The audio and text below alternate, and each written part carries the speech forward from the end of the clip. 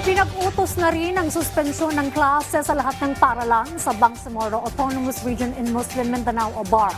Yan ang ulat ni Tricia Aragon ng PTV Cotabato. Bilang pagtugon sa mga epekto ng malakas na lindol na naramdaman sa ilang bahagi ng Mindanao, umaksyon ng pahamalang Bangsamoro upang matiyak ang kaligtasan ng mamamayan.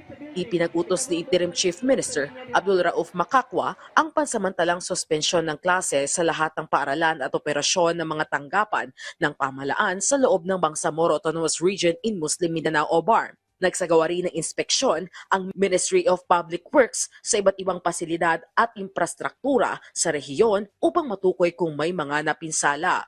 Nakipag-ugnayan na rin ang Bangsamoro Rapid Emergency Action on Disaster Incidents o BARM Ready sa mga lokal na pamahalaan ng General Santos City at Sarangani Province.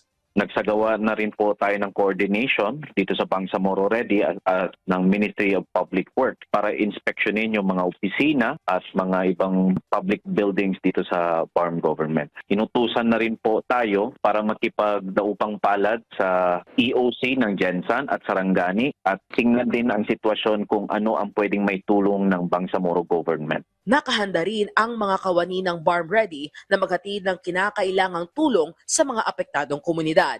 Samantala, patuloy ang koordinasyon ng pahamalaang Bangsamoro sa pamamagitan ng Ministry of Science and Technology at PHIVOLCS. Naglabas na rin ng mga advisory ang mga kinaukulang ahensya at hinihikayat ang mga residenteng malapit sa mga coastal area na lumikas muna bilang pag-iingat. Wala pang naitatalang nasawi o nasugatan kaugnay ng lindol sa loob ng rehiyon ng Bangsamoro. Sa lungsod ng Cotabato City, agad na nagsilikas ang ilang mga residente sa Kalanganan 1 at 2 dahil sa takot na naranasan sa lindol. From the Office of MP Attorney Najib Sinarimbo, yung ready to eat na lang ho yung pinrovide namin. Masaya ho tayo na yung mga tao alam na ho nila yung gagawin nila.